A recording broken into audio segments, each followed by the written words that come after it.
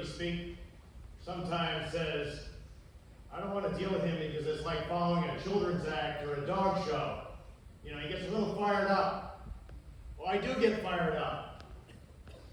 And I want you to get fired up. I want you to leave here tonight inspired. I want you to leave here proud of the decisions that you've made. I want you to be proud to be from upstate New York. Whether it be Broome County, Tioga County, or like me, Shenango and Otsego County. Just up the road, just up Road to 88. This is home. This area produces some damn fine service members and some wonderful Americans. So, if in fact you're inclined to hoot and holler, then I'll feel like my comments are being reinforced. So don't hold back. And you guys in the back in uniform, hoot and holler too. But I want to thank all the speakers. But I also want to thank someone who has not been mentioned personally. And I'll tell you, it's Bill Krasowski. Bill has brought this program here year after year. And my wife Elaine and I have been with this program since the very beginning. My first experience with our community salutes, first to say thank you, was in Pittsburgh. In early 2009, I've been all over the country recognizing students who are going to be joining the military. And I will tell you, as Gene just said, right here in Windsor, right here in the southern tier, this is one of the best. I am very proud to be brought back to be part of this evening's events. Now, I want to start my comments by thanking those folks in the music department for an absolutely wonderful rendition of the national anthem. Now, back a few years ago, when I wore a uniform every day, I have since retired, and I'm up in the little village of New Berlin in Shenango County, and the mayor up there. But I harken back to the years when I was in uniform, 39 years and 10 months, and I used to ask my soldiers, what is the punctuation mark at the end of the very first verse of our national anthem that they just played, the Star-Spangled Banner? What is the punctuation mark at that line that goes, the land of the free and the home of the brave? It's not a period. It's not an exclamation point. It's a question mark. You see, to understand that, you got to understand that that national anthem actually tells a story. And it's a whole lot easier to sing or to play when you understand the story it's telling you. You see, back in that war of 1812, when Francis Scott Key penned those lyrics, he was on board a British vessel in the Baltimore Harbor, looking across over at Fort McHenry, where those upstart Americans were getting pounded throughout the night by British artillery and cannon fire and rockets. Hence the line in our national anthem that goes, the rockets red glare, the bombs bursting in air. When he got up the next morning after an almost sleepless night, he didn't know, he did not know if the Americans had survived that barrage on Fort McHenry. But they had. He didn't know if that American flag was still waving, but it was. He didn't know if the America that he knew and had grown to love had survived, but it had. And it has for nearly 211 years since. And as long as we have proud patriots here, just like those here tonight, that flag that will wave over the America we love for a long, long time. Now, at a time when we seem to be focused on so much on our differences, you turn on the TV and you hear these talking heads telling you one way or the other, black or white, red or blue. I want to take a moment to celebrate the shared love that we all have for America and the many, many things that make us the United States of America. Now, I'm a member of the American Legion up in Berlin, and each year we read essays from the graduating high school students as part of an award contest. I recently read an essay by a graduating senior, and I wish I could remember her name, because her words have stuck with me ever since.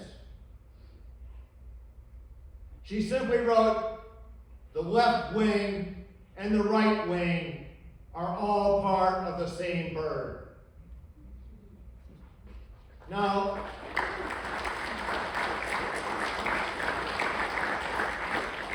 I thought about that for a moment, and my mind pictured this bird with only one wing, struggling to get off the ground, to make progress.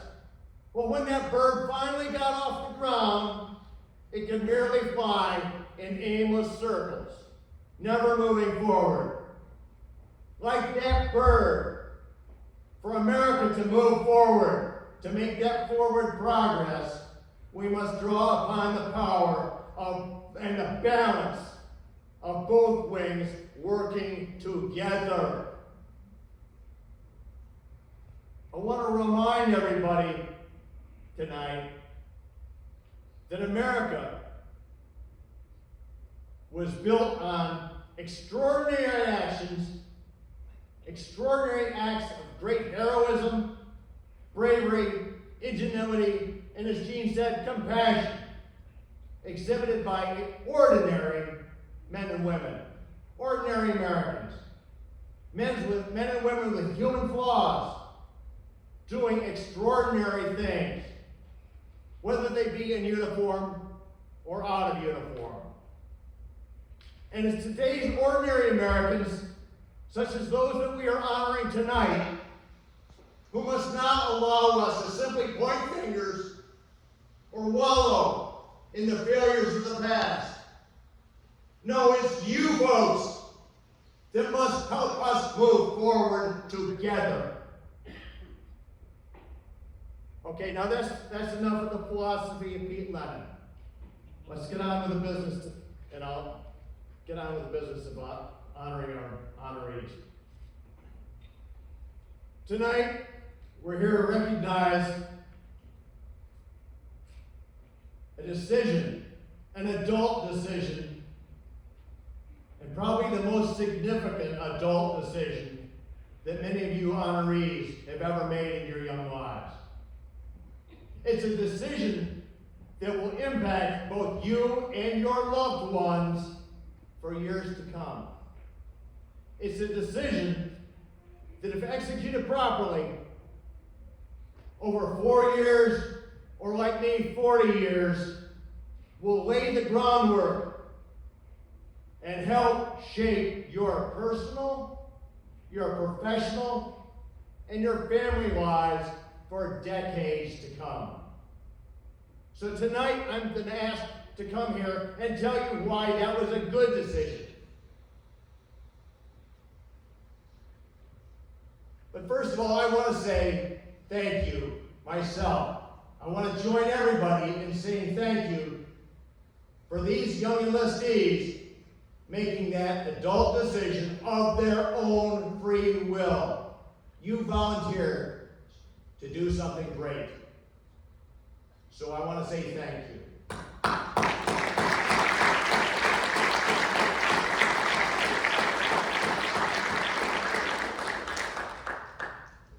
But I'm also here, like Gene says, to say thank you to some very other important people, and people who helped to make that decision possible, who planted that seed. It could be a parent, a teacher, or some other mentor, a coach. Because for many ways, you not only helped with that decision, you've helped to shape these young men and women into who they are today and who they will become tomorrow. So thank you, mentors, family members, and parents.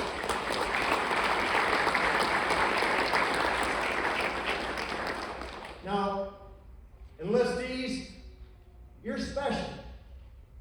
You're going to hear that again and again. You may just not know how special you are, or you may not believe it. But in the next couple minutes, I'm going to tell you how you're special. You see, when I give a speech, whether it's out to some big audience in corporate America or the political realm, or I'm just talking to somebody over coffee in that 99% of America who is not serving, many of whom have never served in the military, I often find myself having to educate them. Most say they're thankful for the military, but you peel it down and they have no idea what our modern military is like, and they have no idea of the service members who make up that military. Many times, I have to debunk an old theory from generations ago about the quality of our military. You see, when I was sitting in one of those seats in an auditorium up in New Berlin, just like you guys and gals, there was a belief that if you didn't go to college, you couldn't get a good job, or if in some cases you weren't quite ready to be an adult yet, you could always go in the military. Go in the military and find yourself. Go in the military and straighten yourself out in the worst case. That's not true today. Today, and I want you to listen to this figure, only 23%, less than 1 in 4 of America's 18 to 25-year-olds can even meet the military entrance standards. 1 in 4. That 1 in 4 figure means something to me. It means a couple things. First, it just shows how technical and how advanced the modern military has become. And to function in that military, you've got to be smart, you got to be curious, you got to be driven. Now, everybody can appreciate that you need to have a great mind and skilled technique to be able to figure out the trajectory of a rocket or a missile, or to even get into cyberspace, or all this other stuff. But what you don't realize is that even the most, what we think of as the mundane skills, the basic things, the building blocks of a society, of an enterprise, whether it be medicine, engineering, supply chain management, transporters, all that, we're on the cutting edge of technology. Even the most basic infantryman or infantrywoman has an amazing amount of technology right at their fingertips. Second, that 23% means you truly are the best and the brightest. God bless the World War II generation. It was America's best generation. It is often referred to as that, the greatest generation. I tell our young men and women that you are the greatest of this generation. And I truly believe that. and you chose the military. You had other opportunities. You could have gone to college. You could have had a good job in the business world. You had opportunities, and you chose the military. Now, I'm going to tell you why that choice of the military was a good one. But now I'm going to go back to that 23% again. 23% is only what is entering that pipeline of training to become a service member. What matters is not what's going into that pipeline, it's what's coming out the other end. And that depends on you. What will you look like when you wear the cloth of our nation? What type of soldier, sailor, airman, marine, Coast Guardsman will you become? What type of American will you become?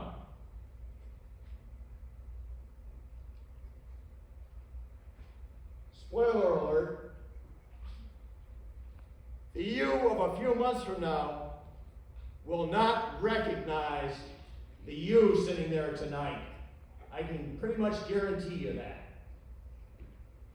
I had a friend by the name of Roy Fairchild in high school. Roy was on the baseball team with me. I was a junior, he was a senior. He was heading off to the Marine Corps right after graduation. So he left in June. He came back in November. Roy asked me, how'd the baseball team do this year? I said, Roy, you were on that team. But you see, in that 6 months in between, he had changed so much, he was a different person.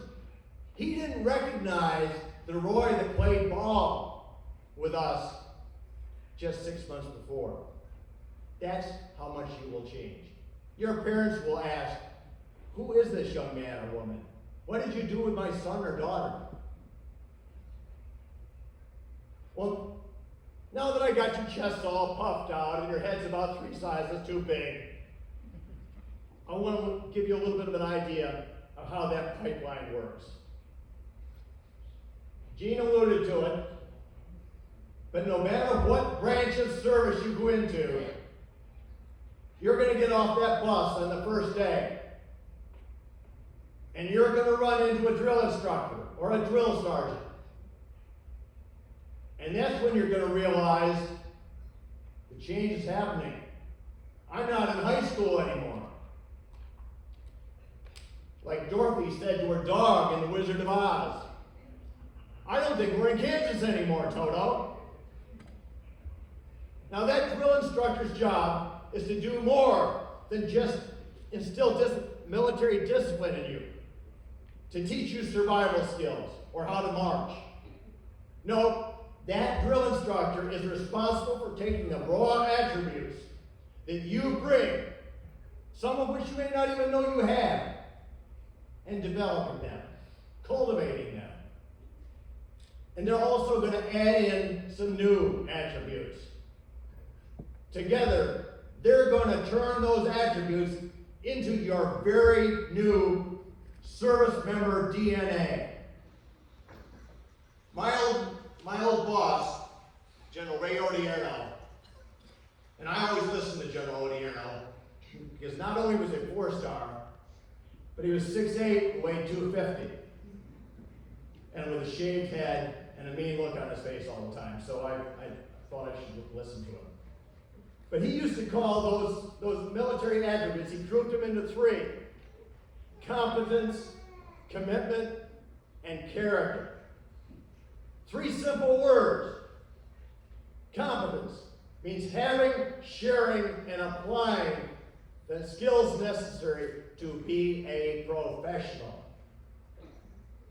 Now that drill sergeant may yell at you, they may get in your face, but their only goal is to turn you into a professional. Learn from them. Learn your job. Learn how you fit into the organization. Just like as if you were on a football team. You got to know what the guy to your left or your right is doing. Otherwise, you're going to trip at the line of scrimmage, and you're both going to fall. The second C is commitment. Commitment is recognizing that that life is about something greater than yourself. Putting a greater good first, even if it means that you have to put aside or delay some of your own personal gratification and needs. You'll quickly learn what your family and friends have been trying to tell you for years. It's not all about you. It's about your mission. It's about your teammates.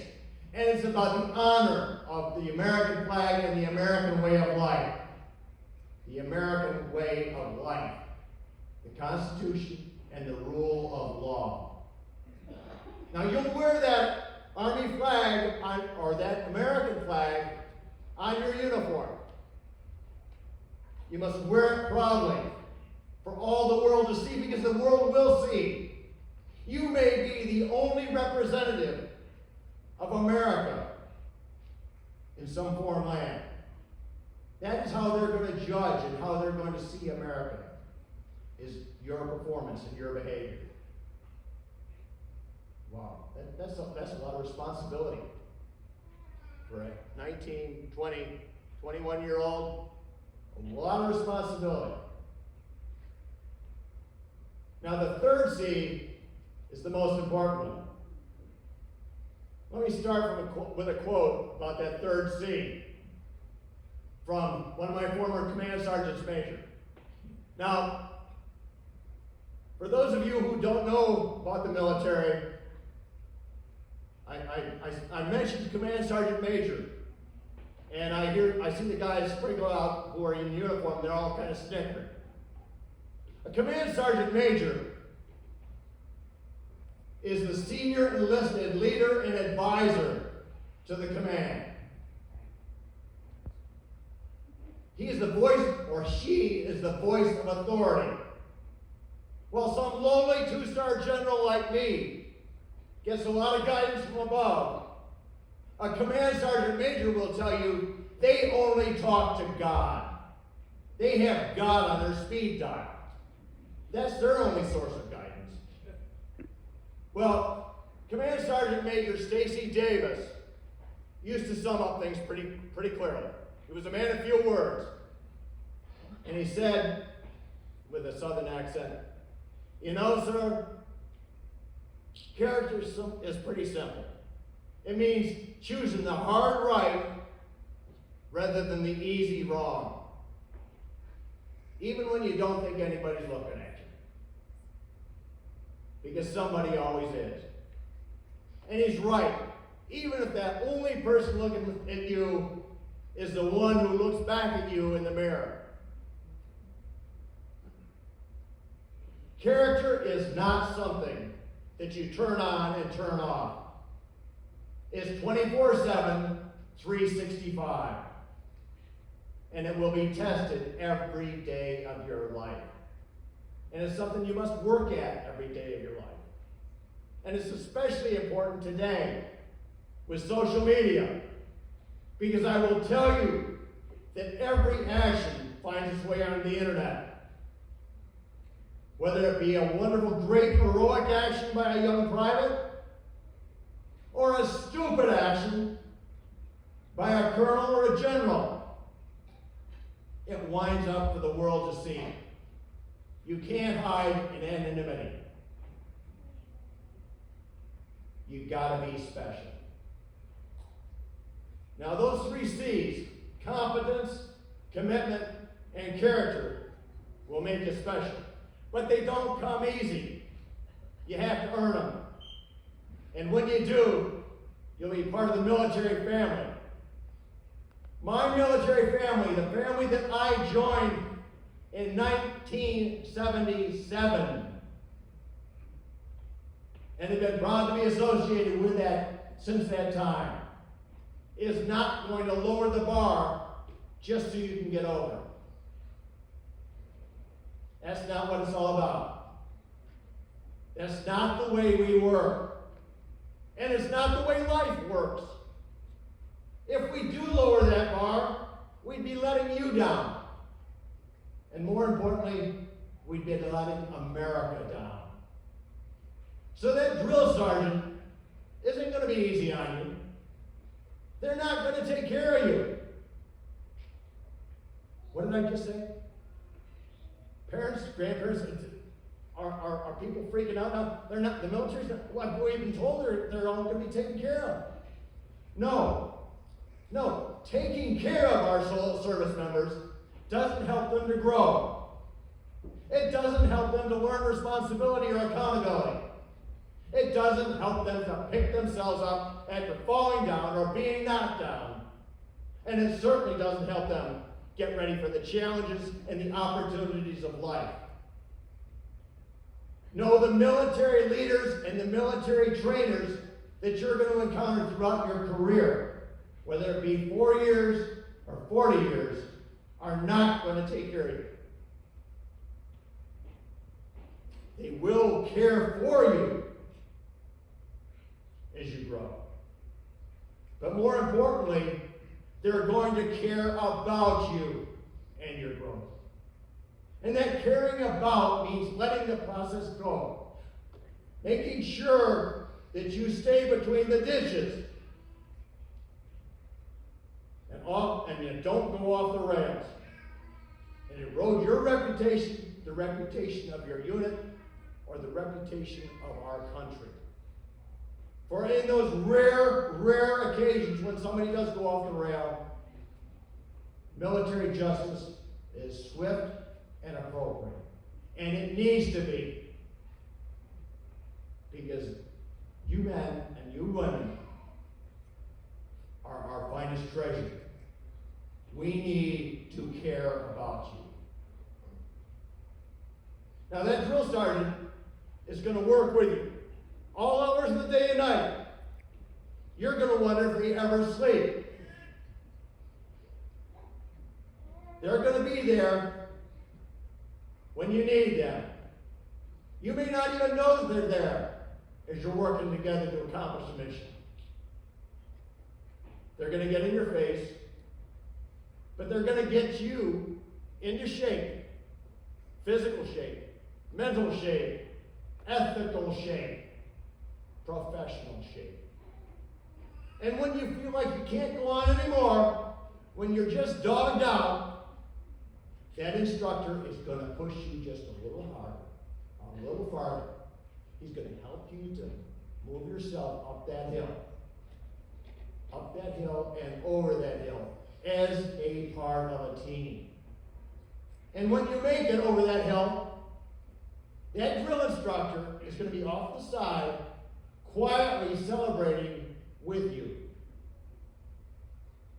Now, let me start to wrap up with one note to the families and the mentors. You may be a little bit concerned about what all I've been talking about here, and what is my enlistee going to experience as they become part of this military family you're talking about, Pete? Well, don't worry, the military is and has been a family of professionals for 248 years. Therefore, trust that family. Let that growth happen. Stay in contact with your enlistee. Support them. Remind them that the community and your family is behind them. Remind them that life is full of both good and bad days. Remind them that bad days don't last, but good people do. And to you enlistees, I urge you to keep your families and your mentors plugged in on how you're doing. There's a temptation to just, these are my new family and friends. I don't have to remember anything about back in Tioga County or Broome County or Shenango County, Delaware County, none of that stuff. That's my past life. Wrong answer. These are the people that brought you to the point where you put on that uniform. They deserve to know they still can offer guidance. And tonight, I'm issuing a directive. Parents, mentors, if your enlistee does not reach out to you telephonically, by text, or by email periodically, I used to say by sending a letter, but those don't happen anymore. But if you don't hear from your enlistee, stop sending them cookies. Stop sending them care packages. You'll hear from them. Now, in closing, let me say that the military is not some club. It never has been a little club that anybody can easily join. And you'll find that the military gives you very few things. Okay, you get some meals that you probably won't even have time to eat. And you'll get a fancy new haircut that looks like it was done with a chainsaw. But wearing that uniform is not free. It is not an entitlement. It's something you have to earn from your first day and every day moving forward.